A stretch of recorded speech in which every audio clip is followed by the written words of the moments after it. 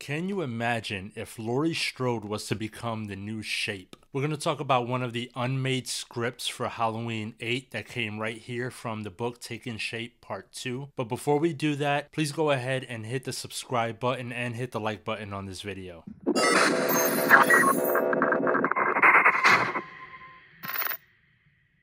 So in the book Taking Shape 2, The Lost Halloween sequels, there was a sequel for Halloween 8, which ultimately became Resurrection, but that wasn't the original title. It was going to be Halloween 8, Lord of the Dead. So the plan for Halloween 8 was for it to take place after Halloween H2O, which ultimately became Resurrection. In this version of the script, the movie would start with Laurie Strode actually not killing Michael Myers at the end of H2O, but chopping the head off of a paramedic. If that sounds familiar, it was the exact same beginning. And just like in Resurrection, Laurie would have a mental breakdown and end up in a psychiatric hospital, mirroring the beginning of what happened in Halloween 1, which is the same thing that happened to Michael Myers. Now, after Laurie has her mental breakdown and ends up in that psychiatric hospital, the town of Haddonfield is trying to move on, and they're assuming that all is said and done, Michael Myers is dead and gone.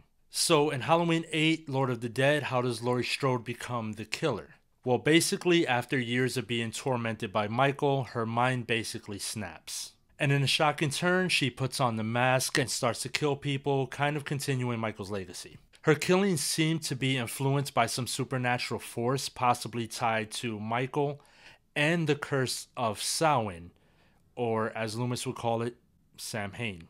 Now, in this version of Halloween 8, Lord of the Dead, we wouldn't know that Michael Myers was actually not in the movie and doing the killings, and we wouldn't find out that it was Laurie Strode to the very end. Now, contractually, she was only obligated to come back for about 10 total minutes of screen time, which is ultimately how they decided to kill her off at the very beginning of Resurrection. Well, in this version of Halloween 8, they were going to save her for the very end, so that the entire time we thought it was Michael Myers doing all of the killings, and at the very end, the Shape would take off the mask and we would find out it was Laurie Strode. So they were going to keep her out of all of the commercials, all of the trailers, even keeping her name out of any credits having to do with this movie. Now there's an alternate version of this same script where that happens a lot earlier in the film, and Michael Myers actually returns himself. So apparently he's going to be resurrected in a mysterious supernatural way, possibly tied to the curse of Thorn or some other occult force. Now the film was set to explore Michael's true origins, potentially making him more than just a man, hinting at the undead or a mythological nature. So Haddonfield is once again plunged into terror as two killers stalk the town, and this time we have both Laurie and Michael as the killers in Haddonfield. Now, if you're wondering about Dr. Loomis was set to return in this film, but in a very different way.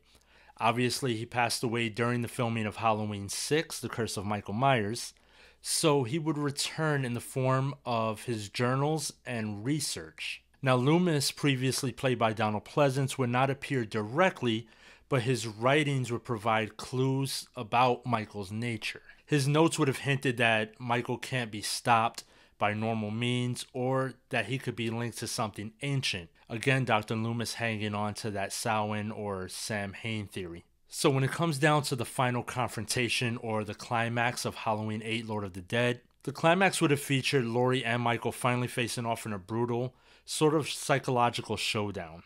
In this case, Laurie would have had to choose between fully embracing the darkness or trying to destroy Michael once and for all. So Taking Shape 2 talks about 3 possible scenarios for the ending of Halloween 8, Lord of the Dead. The first one being that Laurie kills Michael but is kind of lost to the madness, becoming the new boogeyman.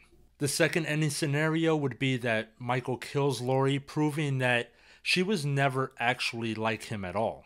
And then the third ending would have been much more supernatural, where Michael's evil essence is transferred into someone else, continuing his cycle. Now, if that sounds really familiar, that sounds a lot like Halloween Ends, and that's because that's exactly where they got it from. So let's talk about why the movie was never made to begin with. So first, Dimension Films rejected the supernatural heavy story. They didn't want anything to lean too far into the supernatural, so they decided to just go with Halloween Resurrection instead. Also, the idea of Laurie becoming the killer was a little too controversial for Jamie Lee Curtis. She had only agreed to come back for about 10 minutes in the next film, and she really wanted to be killed off early in the film. That was the only way she would come back. So that alone really undid what would have been Lord of the Dead. And then the third reason it was never made was that Dimension really just wanted a straightforward slasher. They didn't want us to have to think too much. They didn't want too much of the psychological games in the movie. They just wanted straight up slasher. They thought that's what would make the movie good. They were obviously wrong when watching Resurrection, but that's what they went with. So this concept really could have been one of the most unique Halloween sequels ever, flipping the script on Laurie and taking the franchise into a whole new direction. So leave your comments below. Let me know what you guys think about this unmade sequel, Halloween 8 Lord of the Dead. Would you have liked to see Laurie become the killer in the Halloween franchise and carry this thing into a whole new direction?